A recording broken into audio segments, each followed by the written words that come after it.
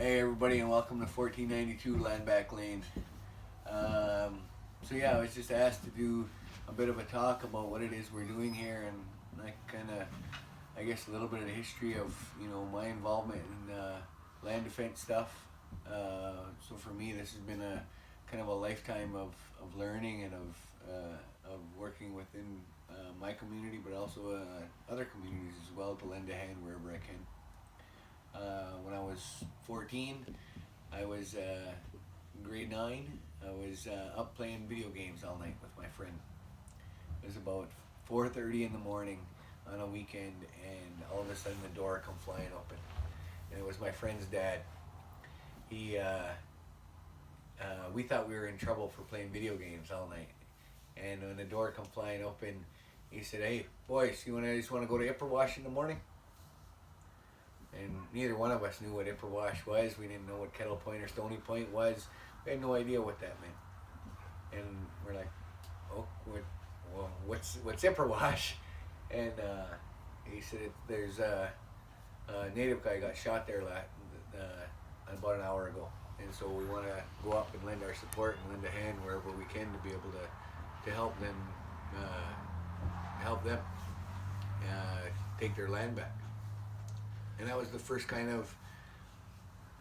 that idea had ever been planted in my head, that Indigenous people had a voice in all of this, that we could do anything to make right those historic injustices.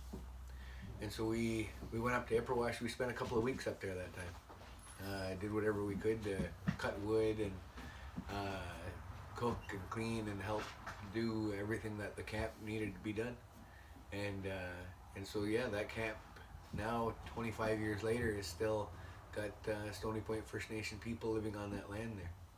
And to see the amount of people, the hundreds and hundreds of people that flooded there after Dudley George was shot, was an amazing thing for me. It planted a seed in my head that Indigenous people could do exactly that. I think for the last 150, 200 years, Indigenous people have been pushed away down to the wayside to say that we can't do and say that this is our land. That the land's dispossession over the last 150 and 200 years has made it commonplace that Indigenous people just need to get over it. That was 100, 200 years ago. That you need to quit worrying about that. And so one of those things that brings that up to the present was the Planning Act and the Places to Grow Act, which is new legislation that just came out, and is revisited every 5 years to make sure that they are developing our Grand River in just such a way. That act incentivizes development, massive development of our lands. It gives tax breaks. It lets streamlines bylaw changes.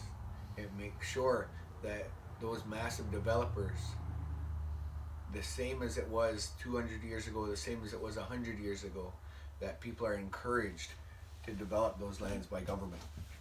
And they said these are all lands that are currently under a land claims similar to a lawsuit.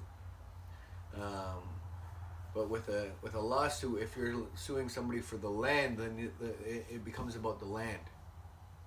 For us, it has absolutely nothing to do with the land. When those land claims get to court, it is only about dollars and cents. We are not looking, the courts will not give back any land that belongs to Indigenous people. So one of those things that we keep saying over here is that we're not interested in kicking off anybody that lives along the Grand River. We're not looking to go and hand out eviction notices in Kitchener. We're not looking to go up to Brantford and give people the eviction notice to get off our land. Absolutely not. What we're saying is if there's lands that aren't being lived on, that aren't developed, that those lands there needs to be a process for those lands to become back to reserve lands. And so the federal government right now has the additions to reserve process, the ATR process. And that's one that has never worked, not once, for any Indigenous community across the country. Not just here in Six Nations, but not for one. So that means that not one reserve has ever grown its borders in the last 150 years.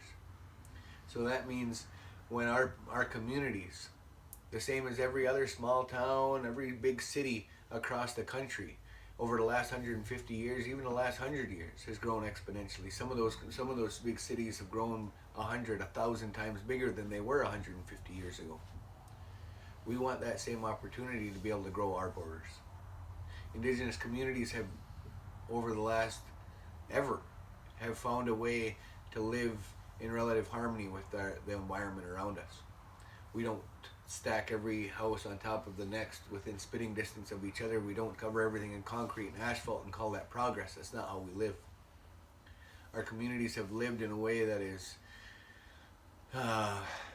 country life, that is spread out, that is, like if you come to my house, you'll go to my house, you'll see as you pull in, there's, chickens in the backyards and goats and, a large field for farming. And this is how, 90% of the reserve is. All of those houses are not stacked on top of each other, and there's a lot of, not just for agriculture, but to just let the forest be the way that it wants to be. And so for us letting, a good majority of our lots, like if you can look down on Google Earth at Six Nations, you'll see in Southern Ontario there's this odd green square in the middle of Southern Ontario, brown and gray, and you'll see this odd green square. It's very dark, it's very distinct, and you can see it right away. It's between Brantford and Caledonia and Hagersville, Simcoe. Right in the middle of all of those cities, there's this little green patch, and that patch is Six Nations Indian Reserve. And so for us to be able to say, unless we start developing our lands in the same way that our Western brothers and sisters have, that way of life is not going to be that way anymore. And so if we're going to continue to develop those lands and in the ways that, non-native society has said is normal, is what progress looks like, is what, pipelines and sewer infrastructure and all of these kinds of things, like this is something that our community has said over and over and over again that they do not want. We want to be able to live the way that we've lived for the last 100 years, and we want to be able to be left alone doing it. But in order to do that, we need to be able to expand the borders of our reserve. And so when there's these 1,400 homes with, possibility of 5,000-6,000 people living in them homes right up to the doorstep of our community, like I said, we're not interested in evicting anybody. But certainly rolling in 5,000 homes or 5,000 people, possibly 6,000 people onto the doorstep of our town means that we're not going to be able to evict those people. And so right now there's nobody living there, there's no houses built there, and we're going to keep it that way. And so it is very vitally important for our community to be able to say no. And so the Supreme Court has said that there needs to be a consultation and, when appropriate, an accommodation process that sees Indigenous communities consulted with whenever development is going on. And whenever one of those developments is contested, it is the Crown's responsibility. And so the Crown is the Crown's office in both Ontario, and then there's the Crown's office of the federal government. And so Carolyn Bennett has been named the Crown Indigenous Relations Minister. And so as soon as day one happened and our community said no to this development, her office should have had a representative, if not her herself, come right down to Six Nations here and had that discussion with our people. To a lesser extent, Ontario has Minister Rickford, who should have been down here on day one.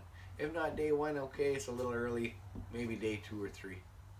Certainly not after the OPP came in here on August 5th, trying to remove our people from our lands. They came in here shooting rubber bullets. They came in here tasering people. They came in. The one young man was dragged along the pavement. His face dragged along the pavement. He's gonna have scars on his face the rest of his life from the injuries that he suffered that day. The other guy was tasered in the neck and in the head. And, there was 9 people arrested that day, including myself. And we're told on our release that that we weren't allowed to come back here, or we'll be risking further arrest. And so when our people made the stand, we said we didn't care whether or not they arrested us, because there's nothing that those jails those cops, those guns, those courts can do to make us not understand that this is our land. And so we're going to do everything that we possibly can to make sure that our people remain on the land here. And this has been a peaceful occupation of our lands since the very first day. Since the very first day our people came here on July 19th, this has been a peaceful occupation of our lands. The only time that violence has ever been brought here has been brought here by the hands of the OPP. And so when these cops show up with their guns and their handcuffs and try and drag our people off the lands, you know, it tells us that Canada has a bigger interest in advancing the dollars and cents of these mighty corporations, these mighty development businesses that want to see Indigenous people quieted by those courts and their jails. And I'm being sued now for $20 million from this developer who seems to think that he can get $20 million from me, which is, you know, I'm an iron worker and a tradesman, and I've been one for 20 years, and I certainly don't have $20 million in the bank to be able to pay that. But I do have 4 children at home that depend on my income to be able to to be able to put food on the table and clothes on their back. But actually, where we're doing this interview right now is at Ganastado, which is directly across the road from the development that we've been halting. And so that Ganastado was in 2006. 2006, I spent just shy of a year in a tent in the bush, halting a development here that we managed to stop. And that was 15 years ago, almost today. It'll be in 3 days. In 3 days, it'll be 15 years since the 2006 reclamation of Douglas Creek Estates, now is Ganastado. Since that happened. Sorry, it's a bit of a remembering, you know, what that was like to sit in the bush for a year, what that was like to sit in jail for 7 months after the fact. After I sat in jail for 7 months, the judge, we went to trial, and all my charges were dismissed.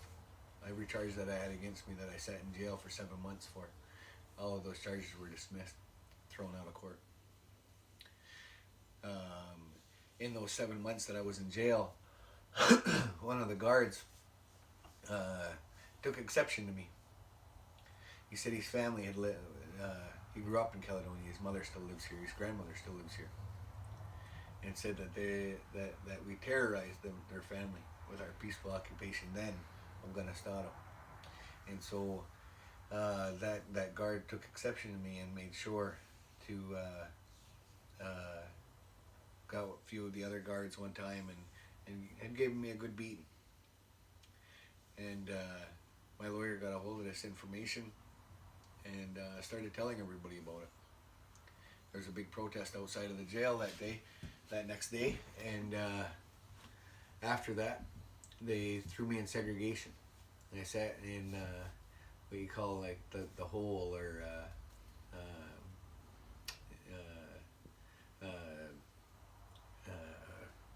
solitary confinement. So I sat there for the last 4 months of those 7 that I was there. And so, you know, after 4 months of sitting sitting by oneself, you know, it is a long time to think and to worry, to be scared and angry. And so, you know what, it's been 13 and a half years now since I got out of jail, and it weighed heavy on me going into Land Back Lane, thinking about what the consequences were going to be for me this time. You know, and to think about what those consequences would mean for my kids if I didn't do anything.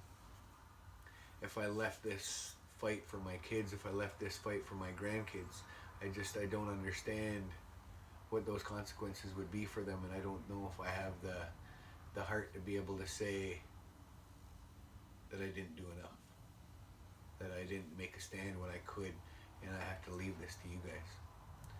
And so if whatever humble stand that we can make here as peacefully as we possibly can to be able to say no to these massive developments, I think we need to do that.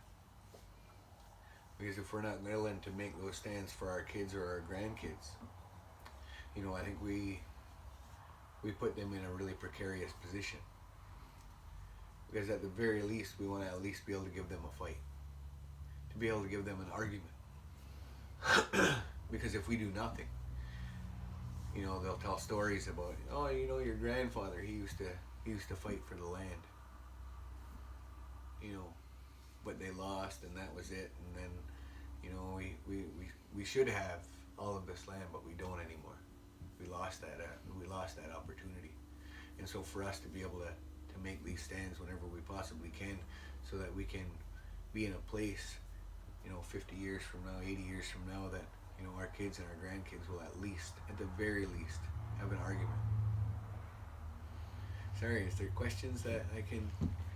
No, that's fantastic. That tells the story, and you know, it's quite an inspiration. Your courage and commitment, conviction. Oh, that's not me. You That's know, these guys. and Just get out there and say the damn thing. man, I'm telling you, man, Don't you let guys, it fool ya. you guys are an inspiration. Don't And let it fool ya. thank you for sharing your story. Appreciate it. Absolutely, no problem.